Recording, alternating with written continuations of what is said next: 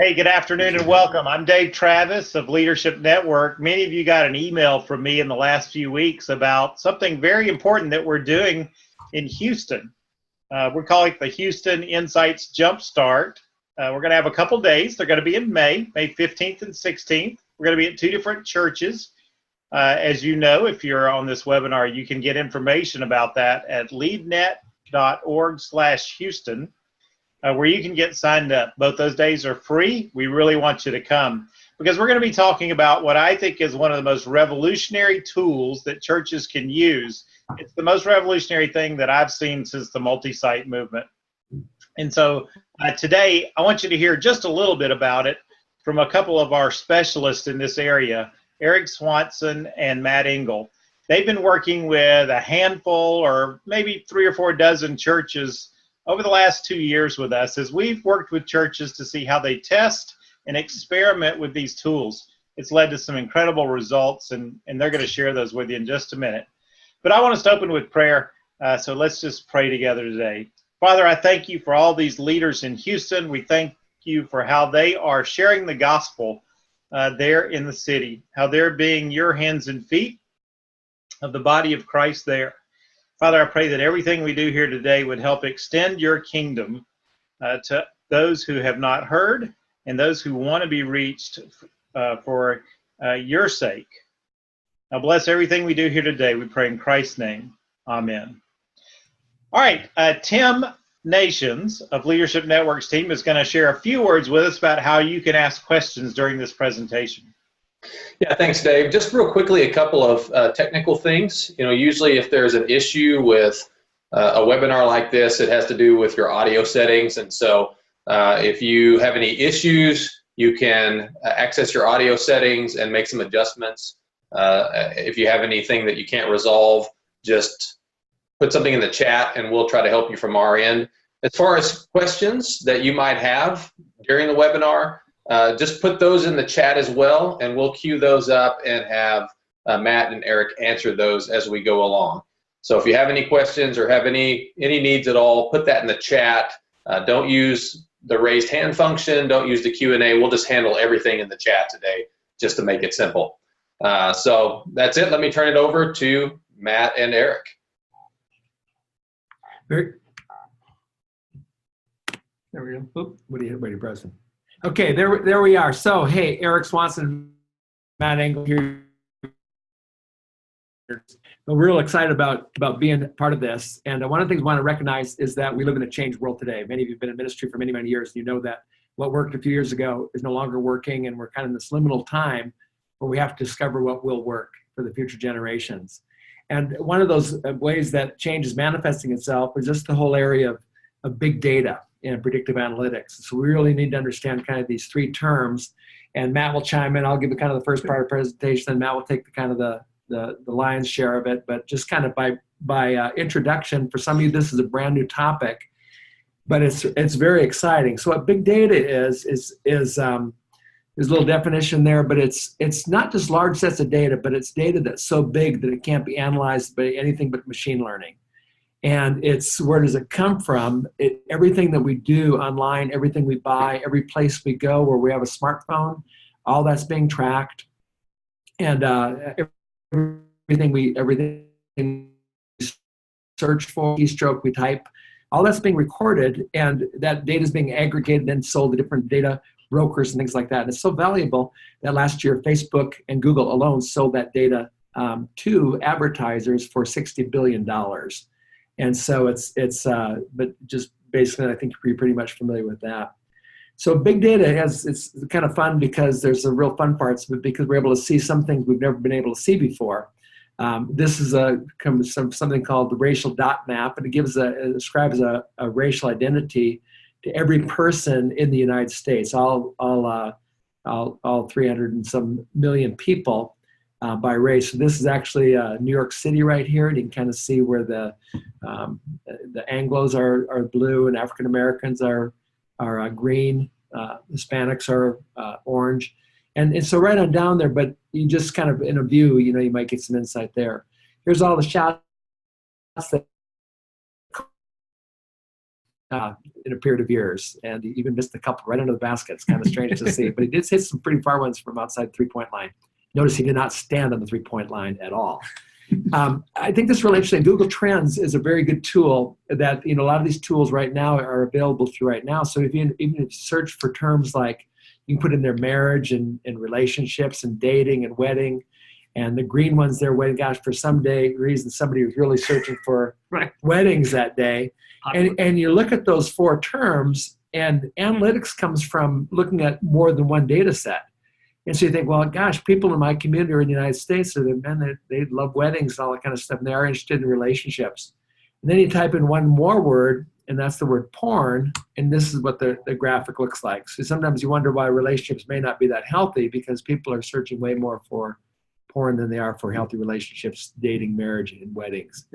And we find that for pastors, many pastors, data is simply it's a shocking illustration. Right. Like, this is a great shocking illustration. I mean, if you guys don't use this on Sunday, you got to be crazy.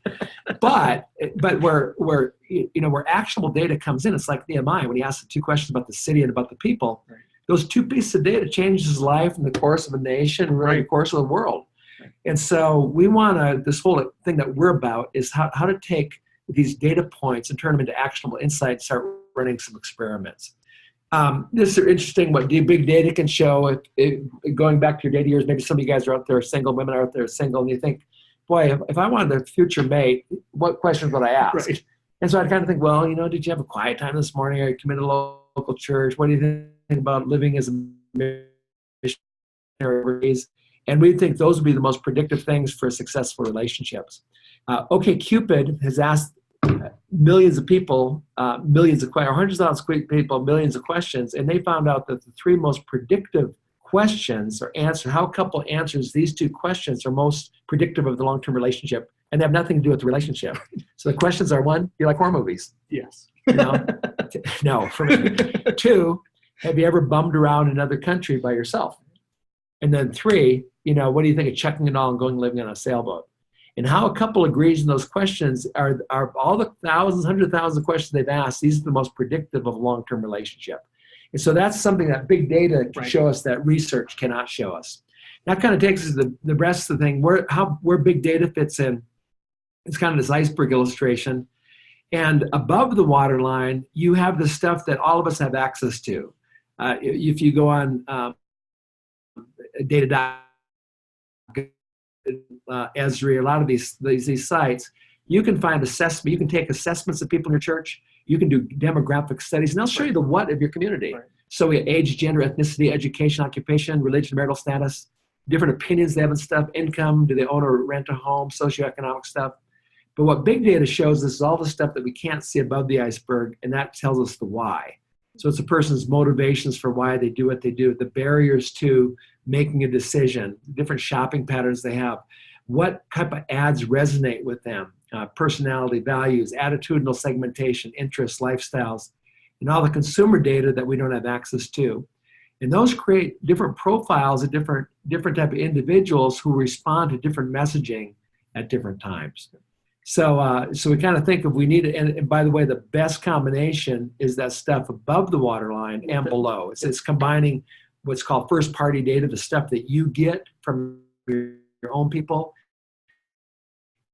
and combine that with the big data, the stuff that you can't see. So the first word was big data. The second one is predictive analytics, and that's kind of a mouthful. And we're not scientists, but we play one in this podcast. That predictive analytics is it's this theory is that people that are now doing this behavior that we call A, attending a church or joining a health club or whatever, have done B, F, and Z in the past, and so that's what they looked like yesterday. So now we can look at people who are currently doing B, F, and Z today. They're most likely to do A in the future. A great illustration that came out a few years ago was just about Target. And Target has a baby registry, and many women that are pregnant, they'll sign up for that, and then it'll send them coupons and all that kind of stuff. But they'll let Target know we're pregnant. And it's very predictable what pregnant women buy. The first 20 weeks, vitamins, second trimester, unscented lotions, third trimester, washcloths, cotton balls, all those kind of things. And then they tell their due date, and there's another group of women. Think about how this works now. There's another a group of women that don't register for the baby registry, but they still buy the same products in the same time frames as the women that do register. And Target can predict with 87% accuracy not only that a woman is pregnant by the things she buys, but also within 2 weeks of her due date. And so now we kind of think of the implication of the church. We look at what's happening in church, people exhibiting these behaviors in the past, doing these today. Who outside the church is doing those things that we could predict they'd want a relationship with Christ or get closer to Christ or many things like that. Precision messaging is the third thing, and that's all about sending the right message to the right person at the right time through the right channel. And that's kind of a big mouthful too, but it's each of those things have some areas that we can begin experimenting with. I think a lot of times church marketing is, let's market to everybody, then pray for good luck. So we put up billboards and random just ads, Facebook ads and things like that.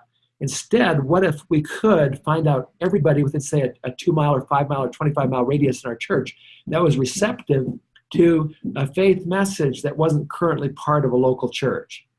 And so the idea is, rather than broadcasting message to 100% of people and getting a 1% response rate, what if we knew the 20% that was most receptive and messaged to them and got a 5 times the result with 1/5 the spend. So that's kind of how the value proposition works. And then I think everybody wants to talk to people that are receptive to what we have to offer. We don't want to be in the selling business, but who today, like the Ethiopian eunuch, who at that precision point in time, God says, go up to the chariot and ask him these words. And at that time, he's reading the book of Isaiah, and the right message, the right person at the right time, the right channel. And so what people have found is that when they begin experimenting with messaging, different types of messages, this is a little article that came out just how in the 2010 congressional elections, they have these 2 types of ads. It's called A/B testing. And you have one group that said, hey, go out and vote. And then the other one added, and here's your friends who have already gone out and voted. And the one on the right, being influenced by kind of peer validation, they registered 60,000 more people voted who saw the ad on the right than the ad on the left. And so what's happened is churches are now beginning to experiment with this kind of A/B testing rather than one size fits all. It's like who do we want to reach and what kind of messaging reaches them. So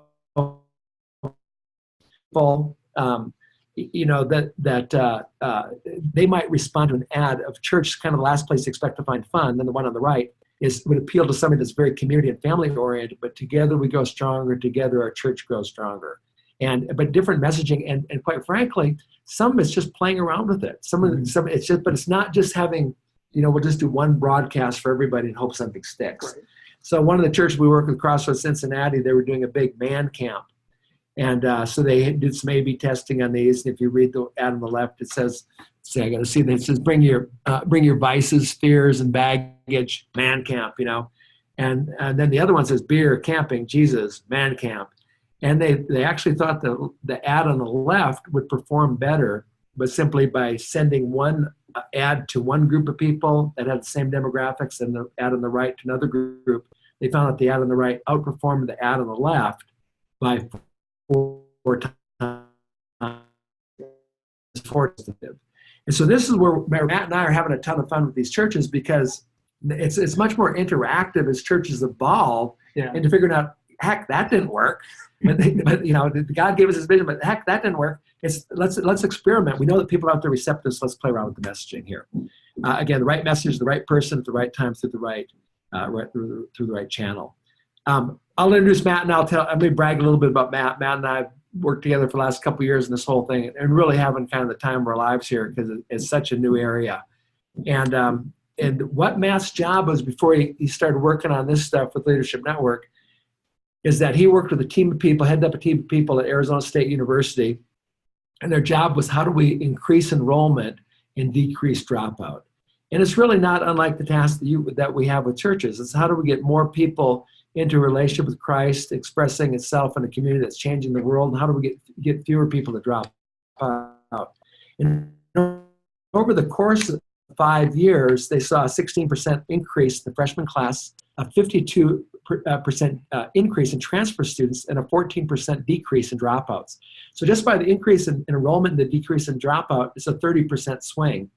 And so over the years, what's happened is when Matt came on in 2000, when were you there, Matt? Yeah, like 2006, 2007. Yeah, a little bit right there. Every year it's grown, and now Arizona State is the largest university in the country with over 100,000 students because they were able to kind of target those kids that were kind of on the edge of maybe not making it, and either having them go to a junior college, et cetera, and then seeing which ones were on the verge of dropping out just from the data. And this now has become very, very popular. It's really interesting, too, because they target a lot of out-of-state students. I think economically that for every student per year, it was a $30,000 a year tuition. Again. So obviously, it's a big windfall. And so today, what Matt and his team pioneered is really all universities are now using this thing. And so Matt was able to catch on the very front of this trend, something that now all universities are doing. We're kind of hoping, too, that when we find a critical mass of churches that will do this and they begin seeing the kind of results that universities are saying, that this will be the best way to reach and grow your people. So the $1 million question, Matt, can we use the same processes in the church? Right. And so, right. Can we? Yep.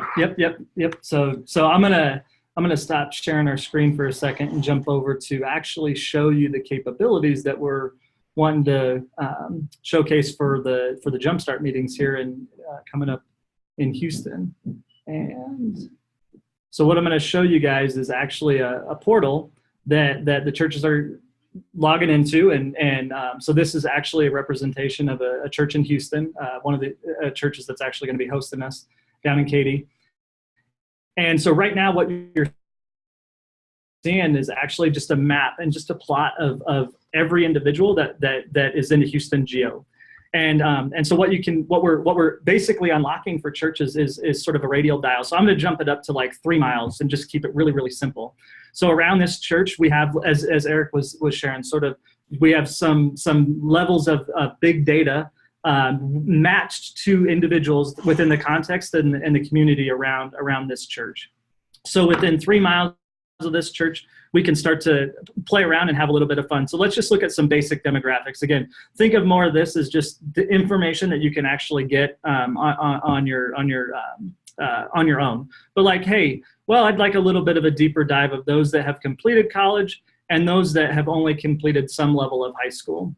And so you can now start to imagine being able to understand where pockets of individuals are around this church within the context of some demographic, this is educational level data. Again, not too crazy, not too outlandish or anything like that.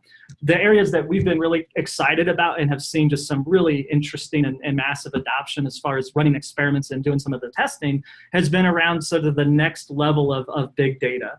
So it's taking a dynamic here where I'm just going to show you. Here's a score of individuals that have 1 to 2 children, and also are scored in the highest quintile with regards to propensity for divorce.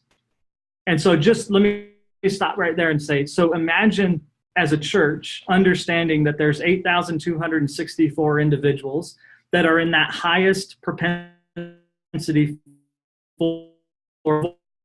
And then think about the ministry opportunities that we have with precision messaging and precision targeting to actually send an invitation to those individuals in that decile because they're behaving in fashions as people that have been 5 minutes ahead of them that have ended in divorce. Is there a way the church could mobilize these capabilities and steward them for their mission, their purpose, and the advancement of the kingdom through the lens of knowing that actually most of these people, if you look at some of the research, don't actually know that they're headed toward divorce. Shanti's research says 93% of the couples that are struggling is due to cluelessness. Well, it just so happens now we have a bird's eye view of people that are behaving in fashions that are headed toward divorce. Is there a way that we can invite them to a date night that's not on Sunday because they might not even care about church? There's some other ways in which we're actually starting to see this emerge. What if we could look at debt ratio? And most churches that we've seen run, some sort of wisdom with money type approach within the context of their church. How do we help people move from struggling to surplus mentalities around financial things? Most churches do this. Well, man, there's 23,000 individuals within 3 miles of this church that have student debt. Is there a way that we could come alongside these individuals and actually move them out of that financial burden into a mindset of surplus? So that's some of the unique things.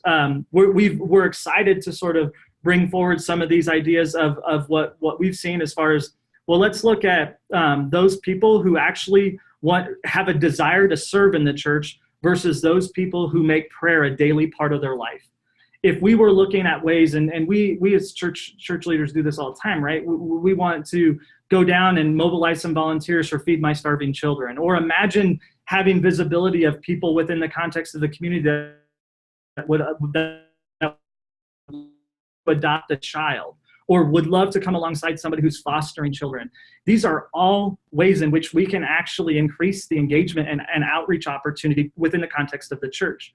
Now, one of the cool things that we're seeing is actually under reports is the ability for us to say, not only is the story of Nehemiah relevant to what it is we're talking about, but we're actually looking at ways that we can take and answer the question that Nehemiah had. If you only looked at the mapping function as tell me about the city and decided to do something, what would we do? Now imagine being able to have visibility into the people within the context of your church. So we've actually seen this play out where we've looked at using the metadata, we've seen the data platform actually illustrate common characteristics of those that have left the church.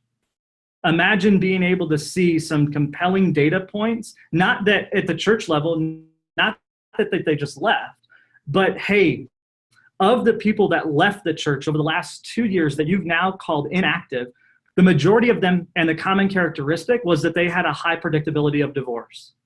Well, guess what? When we looked at now the active people in the church, we see at a de-identified level, at an aggregated level, a percentage of people that are actually in that same category. High predictability of divorce. Is there a way, now knowing there's commonalities between, hey, these people left the church and they had this data point, these people in the church have the same data point. Is there a way that we could actually minister to our own people and answer the other question that Nehemiah had, which was, tell me about my people. Tell me about the people internal to the church. Tell me about the city external to the church. And when we do that at scale, we're seeing churches see massive implications within the context of running experiments and seeing engagement increase as a function of actually meeting people where they're at, instead of doing what we do, back at my church as a pastor, we did sort of the moist thumb in the air. Are we going up and to the right on butts, budgets, and baptisms? And it's like, yeah, but what if we could acknowledge there's a secondary layer to all of those proxy scores as far as church goes? So this is, for the churches that show up, I'm going to jump back to our PowerPoint here, but for the churches that show up, our goal is to actually be able to give you guys some reports that will actually, you're gonna show up, you're gonna get some reports, and we're gonna talk through some of these experiments that we'd love to see get unlocked within the context of the city of Houston. So I'll come back to you. That's great. So we find that every business, every church, every enterprise always has 4 things they want to know. They want to connect with people, they want to know them, they want to match them to an opportunity, and then catalyze them to take action on that thing. And what Matt's talking about is how do you know your people better to match them to their next step? Right. So it's not, I think what's happening, we're making a major shift to measuring the thing the church cares about to really measuring the thing that people care about in their growth journey. Right. And so the more that we can know about people, then the better we can match them to the opportunity that's going to catalyze. Yeah, you say this really well, but it's sort of, what is wisdom? Every church leader that I know is praying for wisdom and discernment about where God's leading them. Wisdom is strictly having access to a little bit more data. Yeah. And so people that are older typically are wiser because they actually, at the end of the day, have just had more data points shoved into their brain, and their nodes are firing a little bit differently. Yeah. And so this is a tool that we've seen accelerate the know and match of bringing wisdom forward. Yeah, that's good. So one of the illustrations Matt and I use too is is the incidents with Jesus and Peter around fishing. Right. And early in his ministry, Jesus says to Peter, "Have you caught any fish?" He goes, "Nah." He said, "Well, go out in the deep water." "Well, I've been fishing all night, Lord." "Well, but I'll do it anyway." And he catches 2 boatloads of fish. Another time, cast your net on the right side. Another time, throw a hook in the water in the lake, and first fish you pull out. Different times of day, right side of the boat, left side of the boat, deep water, shallow water. Peter was a professional fisherman. He wanted to catch fish. His livelihood depended on it. He was trained as a fisherman, but he simply was missing the data where the fish are. Correct. And we kind of look at big data as actually showing a little closer where the fish are. Where are the people that want to take that next step in their relationship with Christ? Yep. So here's the big thing that Matt and I are doing. If there was a kind of a research question or the big experiment that we're involved in, is how can you maximize data to better do the 5 things that every church that survives has to do well. Attract people, make them aware of your presence, get them in there the front door for the first time in the church or a church event, to keep them, then grow them and multiply them. And multiply them are the people that are advocates for your church. They've adopted the mission of your church as part of their mission. They're the ones that support it financially. They're the ones that lead small groups. They're the ones that share their faith. They disciple others. But it's because of them, and some of you might just call those engaged people, are the ones that really are, they attract the people, they get the people, they keep people, They grow people, multiply people. Yep. So unless we have, and one of the things we'll say, having worked with churches, unless you have something really big that you want to accomplish, big data doesn't help you. Right. This is not a silver bullet. It's actually kind of going to lead to a little more work. Right. But it's totally fun work. So we kind of look at it. So we'll tell you a little bit more about this at the end of the time here, but we've got kind of 2 opportunities coming up May 15th and 16th at 2 different locations up in Katy. And it's just, they can either separate by geography or by convenience, but we're hoping that you can come to kind of a live, it'll be a morning deal. We'll go from 8:30 till noon, and we'll have a fun time. Then we'll stick around for a couple hours to ask questions and all that kind of stuff. But we'll have a report for each of your churches, and you can kind of play around with this to see what you guys might do. Here's where we talk about these things. If you kind of think about this, that this is exactly what you're trying to do. You're trying to attract, keep, grow, and multiply people. Then what kinds of people? Right. You got children and youth, millennials, and young families, and all the way down to your internet stuff that you're doing online. And so you're doing something right now.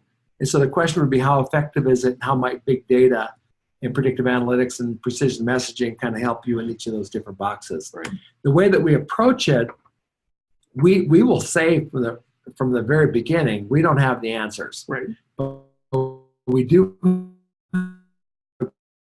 you guys can discover the answers. And we approach it basically as a scientist. We look at data as simply being the first piece. We'll show you some stuff about your community, about your people, because we're able to match them with 220 million records from the national record database that we're renting. But data by itself doesn't do anything. What we need then is some analytics. And analytics comes from at least another piece of data. So if you tell me, hey, I got a 5 on my test, I don't know whether to celebrate or to cry, because I don't know what the second piece of data is. Is it 100? Or is it 6? Or is it 5? Right. And then what analytics needs to lead to is actionable insights. And insights are those aha moments when you see things like, just maybe when I showed that one, here's the people that are searching for dating and relationships and marriage and weddings. And then you throw the porn statistic in and you go, wow, there's a good chance this is spread in our church. And that is one thing substituting for another. What can we do about it? And that should produce some ideas. And all your ideas are simply a hypothesis of things that you want to try, that you think, we think this might move the needle in this thing. And then you take some action or actions, A/B testing, whatever, and then you get some type of results, which gives you a new piece of data. And you want to go through that data analytics insight, ideas, action, and results cycle as quickly as possible. This kind of bleeds over into the methodology we're using, which comes out of the lean startup and agile thinking. And some of you, if you have a business background or currently doing anything, you'll be very familiar with this. But it's the whole idea of the 3 cycles that we want to get involved in building something right away. Yeah. Then measuring the results, its efficacy, learning from it, then doing it all over again. And that's kind of the rhythms that we go. And so again, As you, whether you're with us or apart from us, you kind of delve into big data and predictive analytics and messaging. It's kind of like who you get to do it with, and because nobody's going to get it right the first time, so we just want to get people on this fun journey. The greatest movie ever. But really, kind of a chance to how do you get into the game on this thing?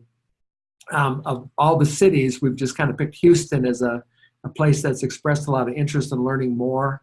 And we thought, rather than just doing one-off things, what if we could have a couple locations during a couple different days down in Houston to kind of give you guys firsthand how you can kind of play around with the database and get reports and kind of where that might lead. As you get insights, what ideas come to your mind that you might do from your church? What experiments might you guys want to run? Yeah, it's the equivalent of what we showed, right? It's hey, you have there's a percentage of individuals within the context of 3 miles of Houston's First Baptist that are headed toward divorce, or that have this expression of anxiety or depression or substance abuse. Like, are there ways that we could actually use this for missional purposes and missionally aligned within the context of those churches? Yeah. And what we have done, working with the other churches that we're working with, that's what we're finding they're doing. Exactly. And I'll tell you that it's developing a whole new group of leaders.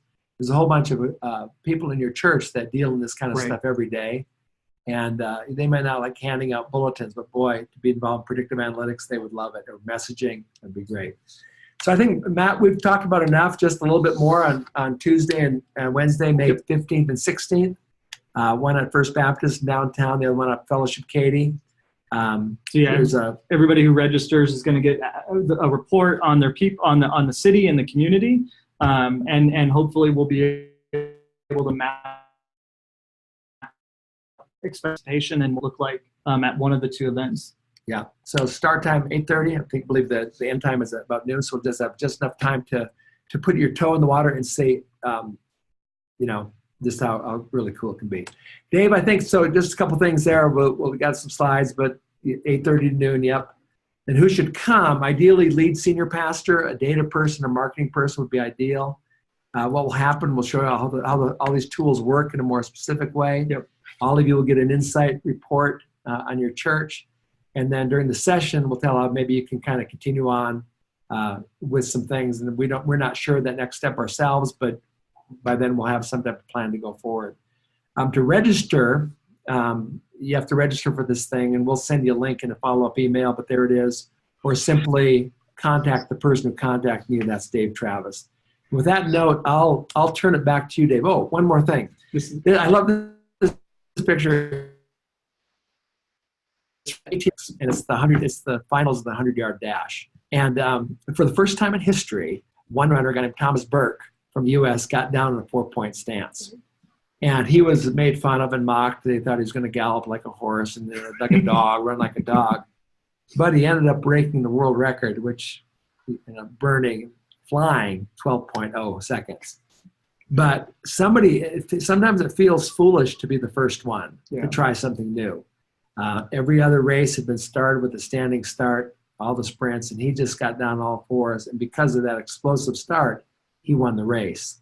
And so it's kind of the same thing for you. For some of you think, shoot, I don't know if I want to get down on all fours with Dave. Running from a standing start has been pretty good, So it feels funny to be first, but we're just asking to join that. So Dave, let me turn it over to you. I think you've been kind of tracking the Q&A or the Qs, and we'll see if Matt can give some A's.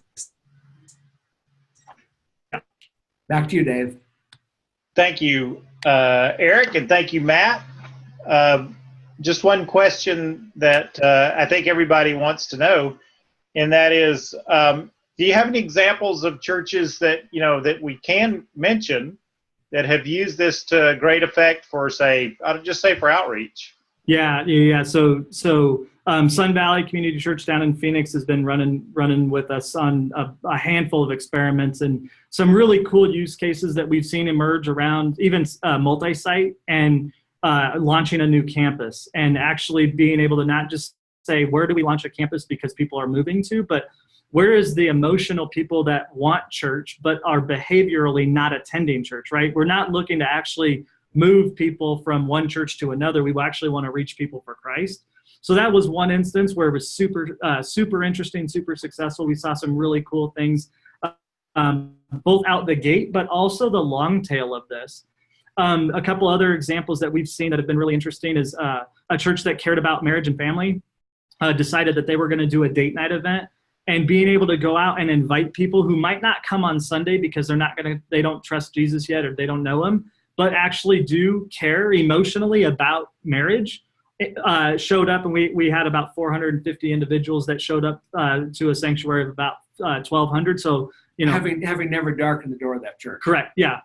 So weren't at all involved at anything within the context of that church, and showed up to an event that the church was actually do what the church is really good at, which is hopefully developing relationships with people and rubbing elbows with them.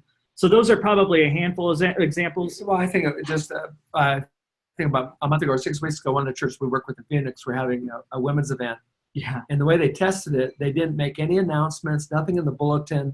But they did it all through online marketing with A/B testing. And they had, of the 1,100 women that showed up for the event, 400 of them had no association with the church. Right. And so it was just, again, and they also eliminated women that had ever liked of another. So they eliminated people that were involved in other churches, but they had 400 women just come on their own, and the stories they tell of how transformational that evening together with these women was just really good. It's the equivalent of, right, it's they might not come on Sunday, but they might come on Thursday night. The ability for us to acknowledge that that's the reality of people want to actually belong before they believe. And the research backs that up and other things. So how can we steward this under the context of a church trying to serve their people, as well as, again, the insights component of this and actually getting smarter. I mean, we've seen a couple of different instances, Dave, where there has been a higher predictability of divorce in a church than in the community. And what that has led to is actually a church that says, hey, just give, serve, invite, and be in a group, and we're good, actually exposed, hey, those people, we actually looked, those people that were doing those activities had a higher percentage of numbers that were headed toward divorce than those that weren't. Yet we trumpet, give, serve, invite, and be in a group, and you're somehow good. So it's been a really cool way to see ministries actually come alongside the people and actually equip ministry to the people instead of like the people come to the ministry. I think Got it. So we got a question from Brian. Brian asked about how's this been used, or has it been used, to promote something like the Alpha course? And I actually know that it has. So why don't you share with them a little about that? Yeah, so Alpha's actually been a unique, great partner, and basically, again, it's sort of holding true for people that are unsure about faith, behaving in a fashion that they're not attending a church, and then actually the invitation comes through the behalf of, I'm going to pick on Houston's First Baptist, but they're running Alpha. Well, what would it look like for us as Houston's First Baptist to send an invitation to these identified people in the community to an Alpha gathering? That's very different than show up on Sunday and fall in love with Jesus. It's actually allowing what wants to happen. So we say this quite often. It's like, let's find out what wants to happen and help make that thing happen. So whether it's Alpha, whether it's married people, whether it's re-engaged, whatever, there are ways that we could actually acknowledge the realities of what's going on below the surface of people and use capabilities that the church is already doing to get the right person, the right message at the right time. And when we do that, we can do it both on the front end, like we did at ASU, as well as on the retention side of the Great Commission. Matthew 28 is pretty clear. Go reach people. All right, I want to thank Matt and Eric for joining us today. If you've enjoyed this webinar, we are going to send you the recording of it. But I know that there'll be some people that you want to see this webinar. And if you go to leadnet.org/Houston, you can see how you can register for our next webinar, which is going to be in April, because we are going to do this again. It's going to be a very similar presentation, and you've already got a head start. But if you want to contact me with any questions about our Jumpstart days, you see my email down there below. If you will email me, I'll either answer you personally or I'll get you the right person that can answer the question. I want to thank you again for being with us. I want to thank Eric and Matt. And next time we're going to try and get them better internet connection so we don't have as many interruptions in the video. But I do appreciate the time today. So thanks a lot for joining us today. I hope to see all of you when we come to Houston in May.